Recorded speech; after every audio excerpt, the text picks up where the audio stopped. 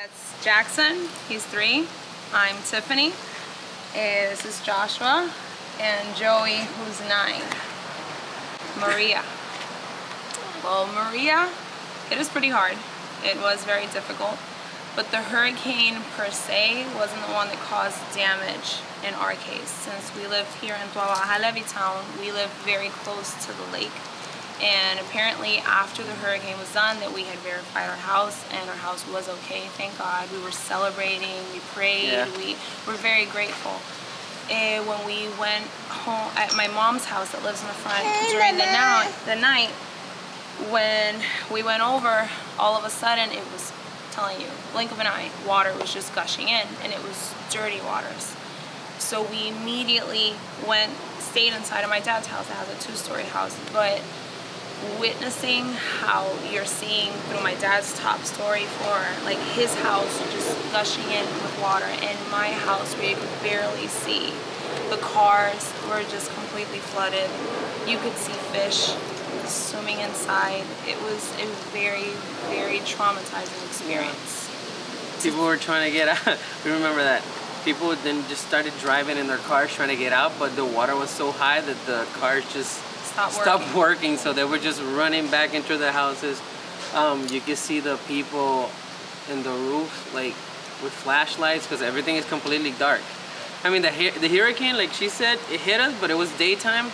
The water started coming in around 9-10 o'clock in the night, and we really didn't have time to save anything. Yeah, gather ourselves. We were gonna go like to the house to check on our stuff, like she said, everything was good, and all of a sudden I remember his dad started honking the horn, and we started throwing the kids from our house because we live in the same street. You can see that our house, we live like 5 houses away. The water was just coming in. First we started smelling it because it was a foul smell, but we really didn't think anything about it. And then his dad comes out honking the horn. We're throwing the kids in the car. We're running back to his house. We're getting our dog, throwing it in the car. Everything was so fast. And like she said, we saw everything. And from our house, you could just see, we bought the house like not even a year ago, and everything was kind of new. I mean, we worked hard for it. And then everything from the house, you could just see the water keep going up and up and covering the cars. We had no warning. So, and then the fact that the kids, we had to put on like life vests. That's the only thing I was managing to get in the back of his house. We got life vests. We went immediately upstairs. He fainted.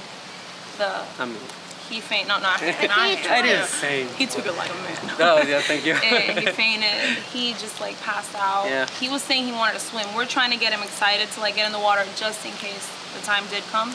But after like around 5 or 6 hours, the water started going down. Thank God. But then we were normal, like trying to assimilate everything that was going on, and neighbors started screaming that they were going to reopen it again. And that this time they couldn't ensure us that it would be the same water level, it could be higher. So we're trying to turn on the cars. No car would work, except for one that we had in our marquesina, like our garage, and I'm never going to forget, it did not turn on. And we had no other option. I kneeled down and I started praying. It was like the first time I really prayed. And I promised God I would not like fail him if he please just managed to get us out of there. And miraculously the car turned on. That was lucky. And we were able, it was like barely driving, but we were able to get to a refugee. And we stayed there for 3 days. And when we found out the water was back on over here, since everything was very dirty, we were able to come back. They came back, my dad and my husband, and they cleaned one of the houses to make it livable for us. But there's nothing in there. It's like not your house anymore. The smell, it was just, we got prepared. That's the weird thing. I mean, we bought food. We knew we were gonna be maybe weeks without power, months. So we bought a bunch of things, and then everything just got ruined. We had an electrical, we got like an electrical, what you call it, generator. It flooded, everything just flooded. It was pretty bad. We had to throw everything out, and we're just living on the floor. That was You just keep remembering everything you used to have and not have anymore. I'm so sorry.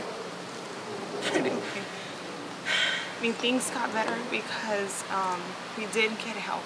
I mean, having the kids be able to sleep in beds, that was like the biggest blessing we could have, because we didn't want them to suffer. Like, we were okay with the kids now, and then thanks to you guys, all the support we got beds, we got the fridge, we got our bed, because we didn't have a bed. First they got beds and we didn't. So everything started normalizing bit by bit. It's not the same. It's never going to be the same. But it feels better to know that we have support. It feels like a home. Yeah, again. For almost 2 or 3 weeks, like she said, it was just living on the floor and not knowing what to do. That car worked that day, but then when we went home, I mean, like a week after, the car just stopped working and we couldn't go out. We didn't really have cash on us.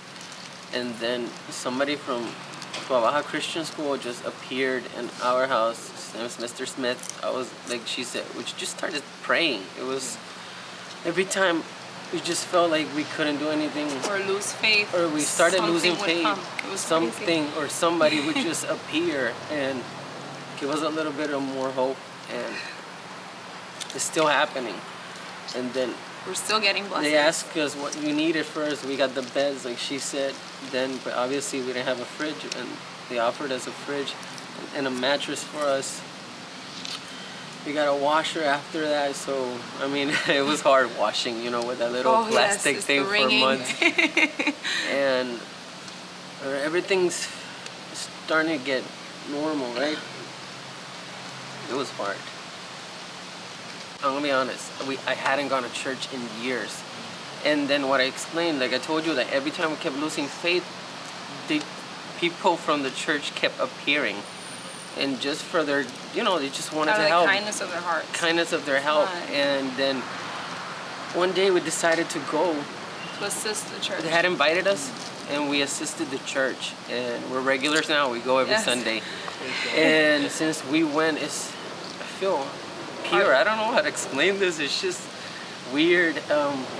Like I hadn't gone to church in years, and you get stuff in your head. But after the hurricane passed, I was very angry. Those first couple of days, it was very tough, and I kept asking questions. And why us?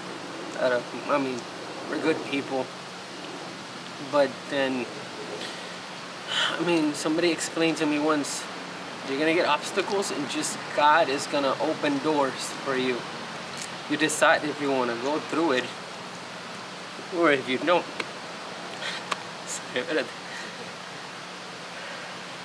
But we went, and we feel a lot better, and we feel more united as a family.